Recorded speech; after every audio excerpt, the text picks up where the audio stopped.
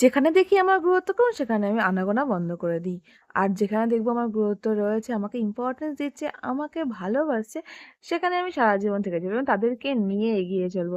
Hello everyone, মামতার নতুন mini ব্লগে সবাইকে স্বাগত। দেখতে পাচ্ছি সকাল সকাল আমি রেডি হয়ে গেছি। এদিকে দেখো বোন মামামকে নিয়ে এখানে ঘুম পাড়ানোর চেষ্টা করছে, বোনের ছেলে মোরব্বা খাচ্ছে আর আমাকে বলছে একটু ভিডিও করে দাও, তো চলো ভিডিও নিয়ে নিলাম। এদিকে দেখো দুপুরবেলা চলে এসেছে আমার দুই সঙ্গী, আমার তো না, আমার বাবার দুই সঙ্গী, যেহেতু বাবা বাড়িতে নেই, বাবা কাজে গেছে। তো ওদের খাওয়ার টাইম হয়ে গেছে, তো খেতে এসেছে, তো বিস্কিট খাওয়াবো। এখন ভাত রান্না হয়নি, তো এমনি বিস্কিটই দিলাম, সকালবেলা থেকে আসেনি যেহেতু কুয়াশা ছিল, প্রচুর কুয়াশা, রোদ উঠছে না আজকে 3 দিন ধরে। ওরাও ঠিক মতো খেতে আসতে পারছে না, তাই এসছে দুপুরবেলায় ভাত খেতে, তখন ভাত রান্না হয়নি বলে আমি বিস্কিট ছিল বিস্কিট দিয়ে দিলাম। বিস্কুটগুলোকে আমি গুঁড়ো করে দিচ্ছিলাম, কারণ নাহলে ওরা অনেকটা ঠোঁট দিয়ে ঠুকরো ঠুকরো তারপরে খেতে হয়, এর জন্য যতটা পেরেছি আমি গুঁড়ো করে দেওয়ার চেষ্টা করেছি। তো ওরা দেখো চলে এসছে খেতে। একদম পোষ্য হয়ে গেছে আমার, একদম খুব কাছের হয়ে গেছে আমার আর আমার বাবার। বাবা যখন এ বাড়িতে এসেছিল তখন ওদেরকে খাওয়াতো, আর আমি এদিকে তারপর ওদের দায়িত্ব নিয়ে নিলাম। এদিকে দেখছি মা রান্না করেছে, রান্নার মধ্যে আজকে উনুনে বসিয়েছে মা। এখানে ফুলকপি আলু রান্না করছে, সঙ্গে রুই মাছ। আর দেখতেই পাচ্ছ মায়ের রান্নায় একদিকে ভাত হচ্ছে আর একদিকে কড়াইতে তরকারি কষাচ্ছে। তো মাকে বললাম যে আর কি রান্না হচ্ছে, তো বলছে মা এখানে রান্না করবে উচ্ছে আলু তরকারি, আর সঙ্গে মাছের যে তেল আছে সেই তেল দিয়ে একটু রান্না করবে। তো মাছ ভাজা হয়ে গেছে, দেখতে পাচ্ছি এতগুলো পিস রয়েছে, কিন্তু আমি খাবো ওই লেজার পিস। কালকে যেহেতু আমি লেজার পিসের ভিডিও দিয়েছিলাম, তো একজন আমাকে কমেন্টস করে বলেছে মেয়েদের ভাগ্যে শেষমেশ কিন্তু ওই লেজার পিসটা পড়ে, কিন্তু আমার ভাগ্যে কিন্তু লেজার পিসটা পড়ে না। কারণ আমি শখবশত খাই, অ্যাকচুয়ালি আমি মাছ খেতে ভালোবাসতাম না কোনো দিনই না, ছোটোবেলা থেকে আমি মাছের প্রতি ভক্তি নেই। আর রুই মাছের পেটি ছাড়া খেতে পারতাম না, কারণ ওই যে কাঁটা বাছতে ভালো লাগে না, আর কাঁটা বাছতেও পারি না। যখন আমি অফিস করতাম তখন আমাকে আমার মা রুই মাছের পেটিটাই দিত। কিন্তু এই প্রেগনেন্সিতে আমি মাছটা খেতে ভালোবাসি, তাই মাছ খাচ্ছি। আর লেজার পিসটা খেতেও কিন্তু দুর্দান্ত লাগে, তাই আমি লেজার পিসটা খেতে ভালোবাসি। আর এখানে রয়েছে দেখছি উচ্ছে আলু চচ্চড়ি, দেখতেই পাচ্ছি এর মধ্যে মাছের তেল দিয়ে রান্না করেছে, খুব সুন্দর একটা ঘ্রাণ আসছিল, টেস্টটা দারুণ হয়েছে।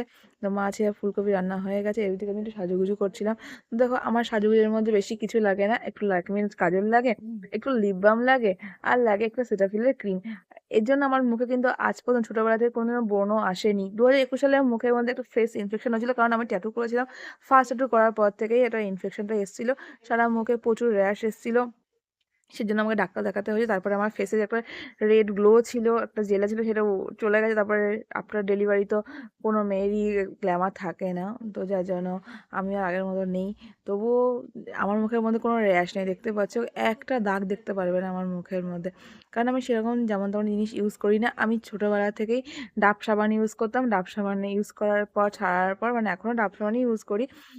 তো মুখে যেটা আমি ফেস ওয়াশ ইউজ করি সেটা নিম ফেস ওয়াশই ইউজ করে গেছি সারা জীবন, আর ল্যাকমির কাজল, আর ব্লু হেভেনের একটা আইলাইনার। ব্যাস এটাই আমার সাজার জিনিসের, কোনো মেকআপ আমি করি না, আমার ফেসে কোনো মেকআপ আমি অ্যাপ্লাই করি না।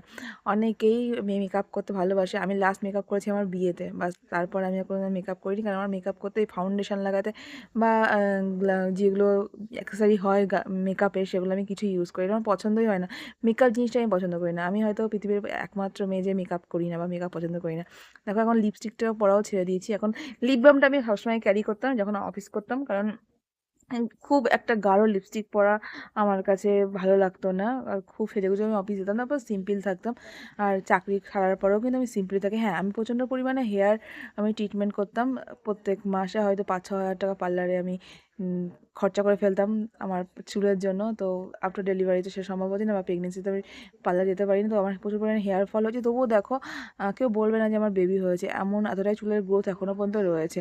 তবুও কষ্ট হয় যে এত চুল ঝরে যাচ্ছে আমার, কিন্তু চুল যাতে না ঝরে যায় ইন ফিউচার সেটা আমি কেয়ার করবো, কারণ আমার সব থেকে ফেভারিট হচ্ছে আমার হেয়ার। আমি হেয়ারকে অনেক অনেক যত্ন করি, অনেক ভালোবাসি।